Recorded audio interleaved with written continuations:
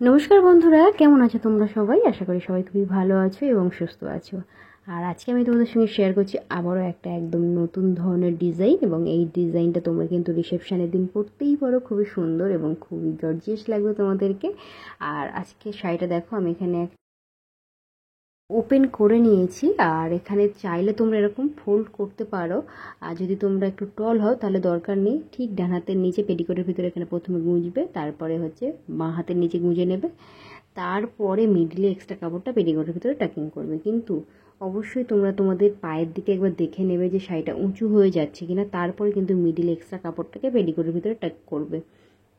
এবার বলি বন্ধুরা, তোমরা অনেকেই কমেন্ট করো যে তোমাদের পায়ে জড়িয়ে যায় শাড়ি পরার পর হাঁটা চলা করতে গেলে। সেক্ষেত্রে তোমরা কি করবে, পেটিকোটটা বড় পরবে এবং দুটো পেটিকোট পরবে।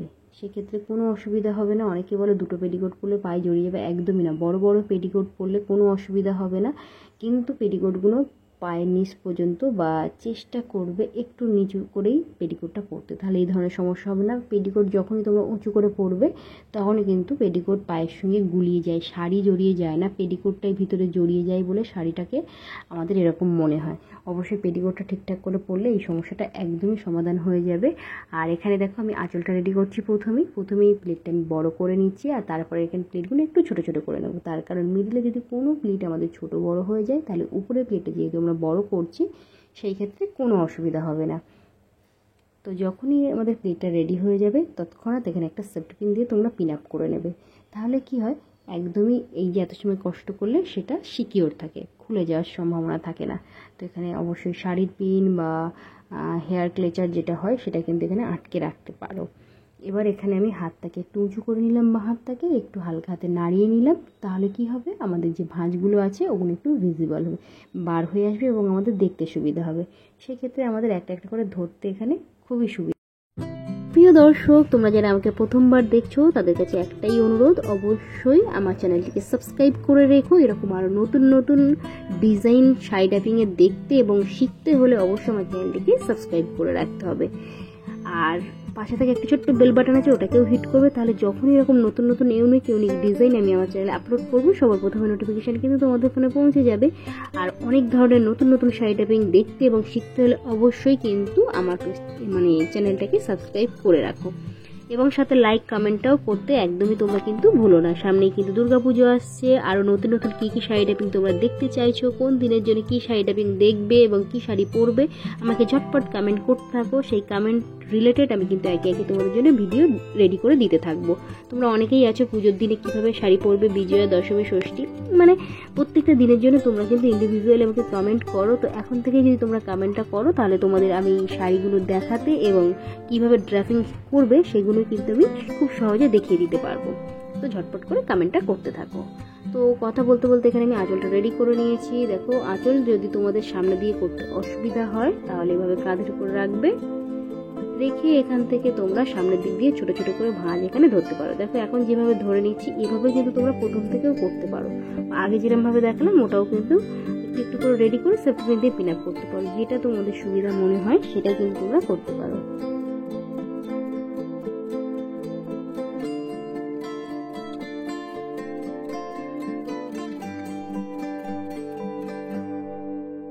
আর যতটুকু রেডি করবে ততটুকুই কিন্তু অবশ্যই এখানে হাত দিয়ে চেপে নেবে।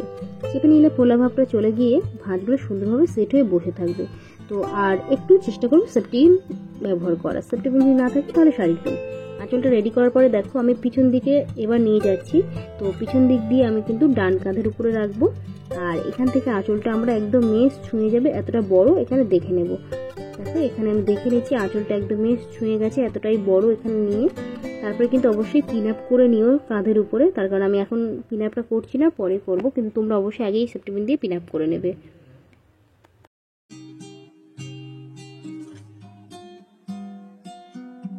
তো এখানে দেখো, এখানে আমি একটু শাড়ি এভাবে ছেড়ে দিচ্ছি, যতটা প্রয়োজন হয় তোমাদের একটু দেখে নিও, একটু বেশি ছেড়ে দিলে ডিজাইনটা ভালো লাগে। এবার এখানে আমি কুচিটা করব, মানে দেখতে পেলে কতটা ছেড়ে রেখেছি।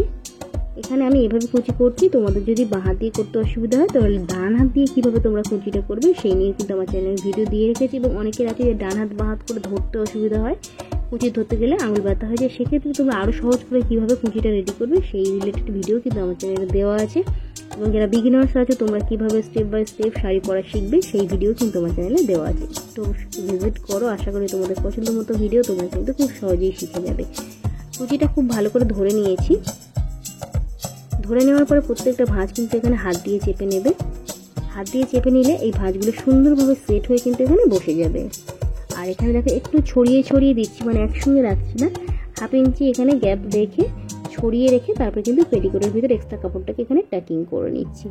এই ক্ষেত্রে বলি বন্ধুরা, সাইডে যে এক্সট্রা কাপড় থাকে এই যে এই কাপড়টা, এটাকে কিন্তু অল্প অল্প করে ট্যাকিং করতে করতে একদম পিছন দিকে নিয়ে গিয়ে ট্যাকিং করবে। ডাইরেক্ট এক জায়গায় ট্যাকিং করলে কিন্তু সেই জায়গাটা ফোলা দেখাবে।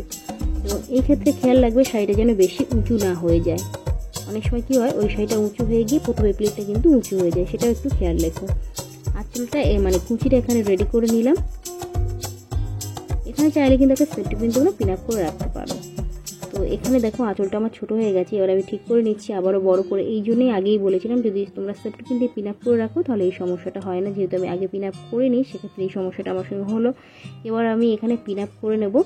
আর এখানে তোমাদের যতটা হাত পিছন দিকে যায় ঠিক ততটা পিছন দিকে গিয়েই কিন্তু এখানে সেফটি পিন দিয়ে তোমরা পিন আপ করে নেবে। এই সেফটি পিনটা কিন্তু অবশ্যই ব্লাউজের ভিতর থেকে পিন আপ করবে। এবার দেখো শাড়িটা এই ভাঁজগুলো আরও একবার এখানে ঠিক করে নিয়ে হাত দিয়ে চেপে নেবে। একটা একটা করে ভাঁজ ঠিক করে নিয়ে হাত দিয়ে চেপে নেবে।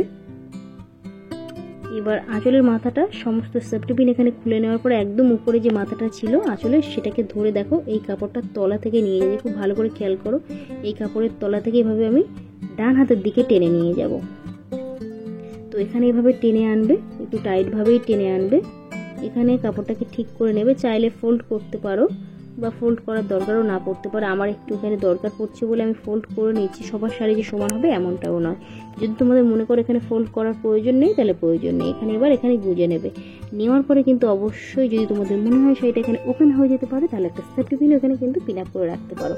এখানে একটা বড় সেফটি পিন পিন আপ করছি দেখো। আর এখানে সেফটি পিনটা পিন আপ করার সময় কুচিগুলোকে আমি একসঙ্গে নিয়েই পিন আপ করবো, তাহলে কুচিটাও আমাদের সুন্দর থাকবে, সেফ থাকবে। এখানে জিগজ্যাগভাবে পিন আপটা করছি তাহলে টাইটভাবে থাকবে এবং শাড়িটা ছিঁড়বে না। এখানে কিন্তু অবশ্যই একটা সেফটি পিন দিয়ে তোমাদের পিন আপ করতেই হবে, তাহলে ভাঁজটা আরও সুন্দর থাকবে। তো এখানে উপরের ভাঁজটাকে সরিয়ে ব্লাউজের ভিতর থেকে এখানে একটা আমি সেফটি পিন দিয়ে পিন আপ করছি। এভাবে যদি উপর থেকে করতে তোমাদের অসুবিধা হয় তাহলে ব্লাউজের ভিতর থেকে এখানে একটা সেফটি পিন দিয়ে পিন আপ করে নেবে। সেক্ষেত্রে উপরের প্লেটটাকে ছিঁড়ে রেখে পিন আপটা করবে। দেখতে পেলে? এবার এখান থেকে ভাঁজগুলোকে আমি ঠিক করে নেব। প্রত্যেকটা ভাঁজ